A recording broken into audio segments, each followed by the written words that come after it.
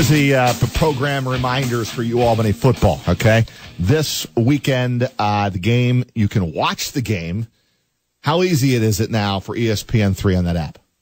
Easy. Right? Pretty easy, right? Come on. Right? Yeah. Start. I always thought that was like a hard thing to be able to get. It's not. Now it's on the phone, it's on your iPad, Right. it's on the laptop, it's you have Apple TV, you fire it up on you're good. Yeah. So you want to watch the game, that's where you can watch it. The radio call, the ESPN3 call will be simulcast on the radio this week, and the station that the UAlbany game will be on this week is the same station that was on last week, and that is Rewind 105.7 for the play-by-play call, and that is the program reminder for UAlbany football. It's a 7 o'clock kickoff. We will be outside of the south end zone, hanging out right outside of the Great Dane game day, 2 hours before kickoff at 5 o'clock. And we'll be on the air, myself and Brian Mariano, at 6 o'clock. We'll take you to 6:30, and then the rest of the pregame show will be on right up into the top of the hour. And then again, the game can be seen on ESPN3 this week. The head coach is Greg Gattuso. He happens to join us in studio here, as always, on the Wednesday show. Good morning, Coach. How you doing? Good, Raj. How are you? What, you doing, looking at my picks? I was looking at the roster. Oh, I thought you were looking at the my NFL picks for this week. Could care less about you. Come on. I had a bad week. I'm trying to rebound. We just had Marty Smith on. Did you hear Marty Smith? From ESPN. He says he likes Penn State. Likes Penn State. College football guy. Really good. He likes Penn State in general or just... This year. Oh, yeah? Are you still sick?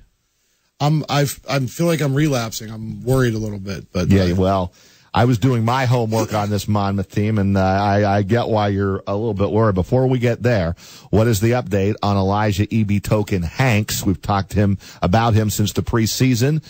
Your number one running back. Chance he's going to play against Monmouth?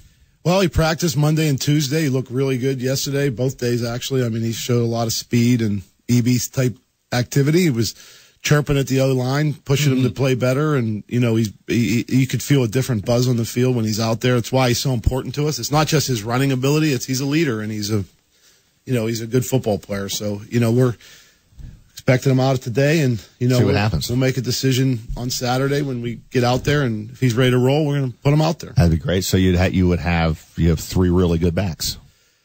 Yeah, I feel and Belfour has been really good. Belfour's been excellent. The freshman and Rogers has been good too. Yeah, when you look at their numbers, I mean, they're between them they've rushed for I think 270 yards in 2 games or 280 yards between them, which is right on pace of what we normally run.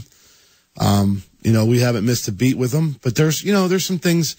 There's a couple runs early last week that if, EB was in, probably would have been in the secondary and a chance for long runs. He's got, now where he'll be and how much he's ready to handle is another question. You guys have somehow been able to avoid, Coach, and through their character, any kind of controversy between your top 2 quarterbacks. Will Brunson and Evan Sussman get along about as well as anybody on that team, it appears anyway. Is there any chance, have you had the conversations already that, okay, how do we split carries and how does somebody not feel slighted by not getting more carries than somebody else? Well, there's not one person on that football team or in that coaching staff that doesn't think EB's the guy. And so I don't think there's going to be any issues with it. I think if he didn't come back, obviously you're trying to balance carries between Carl and KJ, who's the older player, and KJ's handled it well. And so but with EB, I don't think there's anybody questions anything with EB, and we'll let him carry the ball if he's ready. And I think if he can get one under his belt early and play well, he's going to be fine. But we still have way to go. We still have today and tomorrow and see how he's feeling. And the health of our kids is the most important thing to us, and we value it. But if he's ready to roll, he seems so right now, and we're optimistic and cautiously optimistic to get him back would be unbelievable. Last week we played without our 3 All-Americans. When you think about, we played without Anthony. We found out late Thursday that he couldn't play. Actually, he was going to try to play, and we really didn't even know till Saturday. Lucas Rapetti and really Ryan Gilroy were running scout team all week, and they went out and played pretty well, and you didn't have Hussein either. We didn't have our second tight end, and LJ stepped in and did fine. A couple early freshman mistakes, but to be understandable. And Malachi Hoskins got hurt and was very limited, didn't play a whole lot of snaps for us. So, that's hard, but that's, I've been preaching depth for a couple years. I think, our depth is showing. We play without Mason Gray for 2 weeks. I'd love to get healthy. We're getting there. I'm hoping, we got a little bug running through the team, which I had, but all in all, we're starting to get our health back, which is important. And for against a team like Monmouth, we need everybody on deck to beat these guys. Yeah. They're pretty good. Does Hoskins, is he on the field this week? We're hoping, he's going to go out there today, and we're hoping we have him at least in some certain situations, but we'll see how he does. But all the medical reports have been positive, and he wants to go, and just a matter of where he's at health wise. But he seems ready, and we'll see today a little bit more. I laughed at Roger, but I've done my homework since. I laugh at him a lot too. So. Yeah. When he told me this Monmouth team, I said, give me a break. Every They're coach legit. says every opponent is good. Then I did actually do some homework on it. You'd be impressed. This Monmouth team is, yeah, there you go. They're not a joke. Not even remotely. Yeah. When you schedule a team and it's a 1-game deal, we're bringing them up, and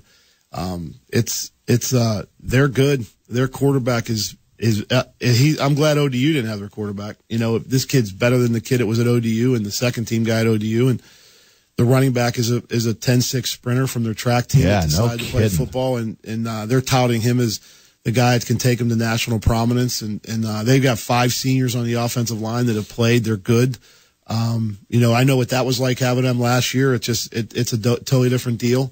They had a decent year last year, but this quarterback just started playing the last couple games, and he's legit. They have a number 9 is as good a receiver as there is in our league, period. And defensively, they're just, I've known Coach Callahan I coached against them years and years ago, and I swear they haven't changed. They're just really solid defensively. They tackle well, they line up well, they don't give you any easy plays. They're just a pain in the butt defense. So they're good. I mean, they're 2-0. They just beat the number 18 team in the country. Right. And anybody thinks we have an easy day there's no easy games on our schedule. I mean, I tell the coaches listen to me complain about when I was at Duquesne, I could always point to 7 wins. It was like win. Siena being one of them. Big W when we played Siena. Never beat us at Duquesne. You made the program defunct. We put them out of business. Yeah. I feel good about that. But, but the bottom line is there's just none of that in this league and in who we play. And so, Monmouth's a good team. Coach Callahan's been there 27 years or 30 years. We played them for a national championship game back in 2000 and something or other, 2000. And, it was a long time, but he's a great coach, and they just built a new stadium. Yeah. The Big South is a fully funded 1AA conference, and their plans are to win their conference. They're a good football team, and they're exciting too. I mean, it could be a fun game in many ways. They're really good on offense. The last time you played, both teams, UAlbany and Monmouth, were in the NEC, mm-hmm. and they were really a really good team in that NEC conference each and every year. And yeah, I mean, the veteran offensive line, they're all seniors up there. The left guard has started in every game the last 2 seasons, and this quarterback the quarterback, the Bahar kid, started 3 games of his freshman season, but in those 3 games, he threw for 964 yards and 4 touchdowns. Yeah, no, he's very good. He's good. I watched him last week take a scramble 70 yards down the middle of the field. He can run. He's athletic. He's got a lot of ability. My coaches were, being grilled on why did I not know about this guy, but it was when we first got here. I think he's a redshirt sophomore, I think. And he's from Maryland. He's very good. He's very easy. Their offensive, we know their offensive coordinator, Kevin Morris, has been around. He was at UMass for years, was a head football coach in this league. He's a very talented coach. They're good, and they're building something at Monmouth, and it's going to be a really tough game for us. We need to play our best. But I'll tell you why UAlbany has a little bit of an advantage on Saturday night. That's next on Big Board Sports, 104.5 The Team, ESPN Radio.